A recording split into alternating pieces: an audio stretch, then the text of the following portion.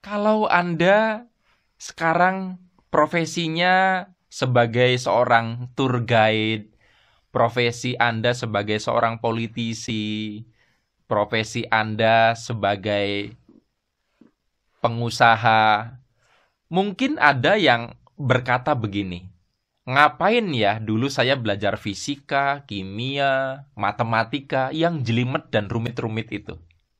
Nggak ada gunanya.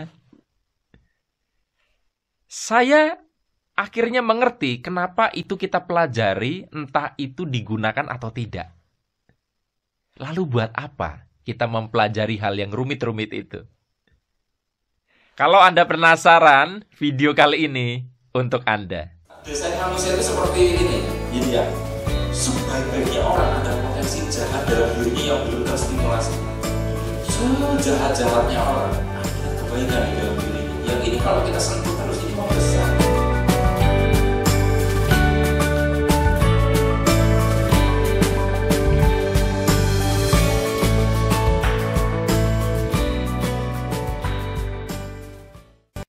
Assalamualaikum warahmatullahi wabarakatuh. Jumpa lagi kita berjumpa dengan saya Arif Rahutomo atau Arif RH dalam rekaman video iseng Reborn. Cie.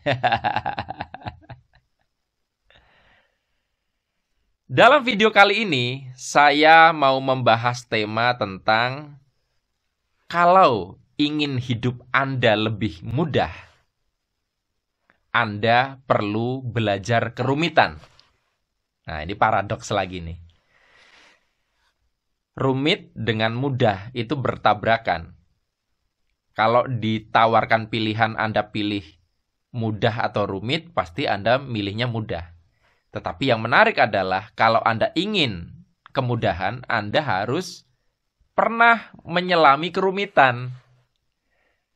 Sebagaimana yang sudah saya sampaikan di bagian prolog tadi, saya mendengar sendiri, bahkan pernah terucap dari bibir saya, dari mulut saya, ngapain ya saya itu belajar matematika, belajar fisika yang hitung-hitungan rumit-rumit, mengerjakan soal diferensial, integral.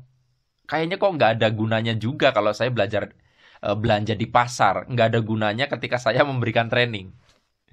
Mungkin ada juga di antara Anda yang sampai saat ini masih berpikir seperti itu, semuanya percuma. Tunggu dulu. Akhirnya saya bisa memahami bahwa itu ternyata perlu. Jadi, awal mulanya itu saya mulai menyadari kenapa itu perlu ketika saya berhubungan dengan banyak sekali orang, terutama di sosial media. Dulu saya tidak percaya bahwa ada keterhubungannya antara kecerdasan dengan tingkat pendidikan formal seseorang. Nah, mohon maaf, di sosial media kita bisa melihat ternyata orang goblok tuh ada gitu loh. Jadi dia bisa nggak paham, gagal paham, karena logikanya nggak nyandak. Nah, ketika kita bicara logika, itu adalah kemampuan berpikir kognitif. Dan setelah saya telusuri, itulah adalah orang-orang yang pendidikan formalnya rendah. Nah, sebetulnya pendidikan formal rendah tidak masalah selama dia mengambil jalur pendidikan lain. Misalnya dia tidak sekolah formal, dia homeschooling. Dia rajin membaca buku. Nah, kasusnya kan yang saya maksud, orang itu tidak sekolah formal dan berhenti belajar juga dalam kesehariannya. Tidak baca buku, tidak melakukan pembelajaran dengan cara yang lain, jalan yang lain. Nah, kemampuan menalar, berpikir logis, dan sebagainya itu membuat kita akhirnya berpikir sistematis untuk mengkategorikan fenomena, melakukan analisa termasuk terhadap solusi persoalan hidup Anda. Nah, sekarang apa hubungannya dengan tadi yang saya sampaikan di bagian prolog? Kalau Anda perhatikan, ketika kita mengerjakan matematika, fisika, kimia, ya soal-soal dalam pelajaran-pelajaran yang sulit itu, kita kan sebetulnya mencoba untuk mencari solusi dari soal. Jadi ada persamaan. Nah, ini solusinya gimana? Nah, kita sebetulnya berlatih, ada masalah, rumit, dan kita suruh nyari solusinya.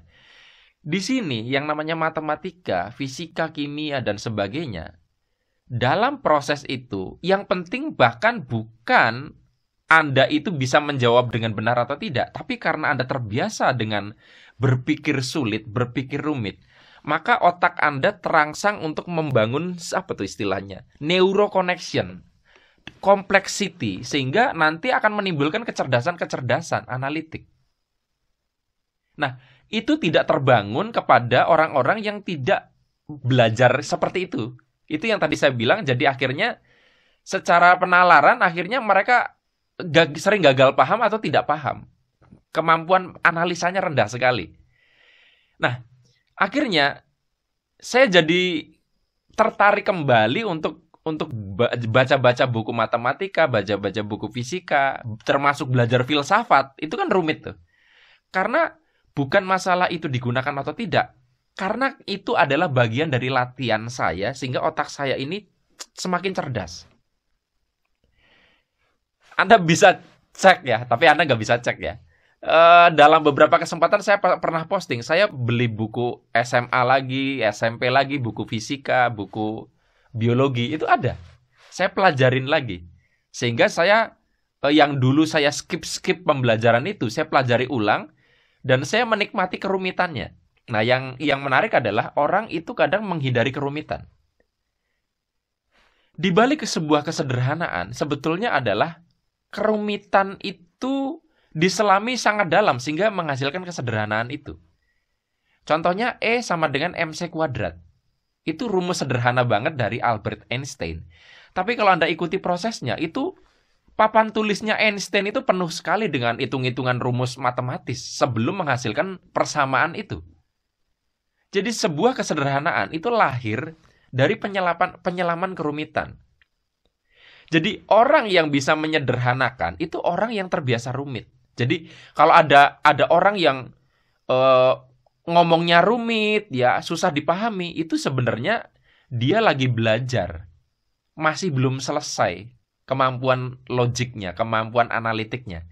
Karena puncak dari kecerdasan itu tidak berhenti pada kerumitan, itu adalah bagian dari proses. Ketika dia mampu menyederhanakan, dia mampu melampaui kerumitan itu. Nah, sekarang balik ke hal yang lebih aplikatif. Anda menghadapi masalah hidup apa sekarang? Hutang, ya, problematik, mungkin Anda bingung cari pekerjaan, belum punya rumah. Itu persoalan yang kalau disandingkan zaman Anda SMP, SMA, itu setara dengan kesulitan Anda mengerjakan rumus-rumus matematika loh. Nah, kalau Anda keteteran, itu sebetulnya juga artinya mungkin Anda otaknya dulu tidak menyelami rumus-rumus matematika itu secara mendalam, sehingga otak Anda belum mendapatkan latihan yang cukup, sehingga kehidupan perlu memberikan latihan baru, soal-soal matematis baru dalam bentuk persoalan hidup Anda untuk membangun neuroconnection di dalam di dalam otak Anda.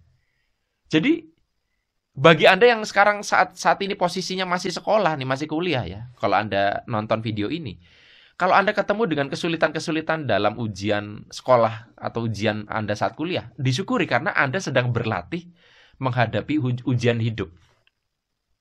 Jadi berlatih rumit itu bagian dari menguatkan otak. Jadi kalau misalkan Anda menghindari kerumitan, carinya yang gampang-gampang aja, selalu nyari shortcut, Anda setiap waktu sekolah sukanya nyontek, nggak mau berpikir sendiri, itu nanti Anda akan rasakan dampaknya ketika udah gede, udah menghadapi hidup secara nyata, otak Anda tidak terlatih untuk menyelesaikan sebuah persoalan, dan nyarinya gampang aja. Jadi kenapa hidup Anda sekarang tidak mudah? Simple, karena Anda menghindari kerumitan. Makanya Anda sekarang mengalami kerumitan. Yang diharapkan Anda berproses untuk menciptakan kesederhanaan. Selamat berproses, sampai ketemu lagi dalam rekaman video Iseng Reborn yang selanjutnya. Saya akhiri. Billahi taufik wal hidayah. Wassalamualaikum warahmatullahi wabarakatuh. See you.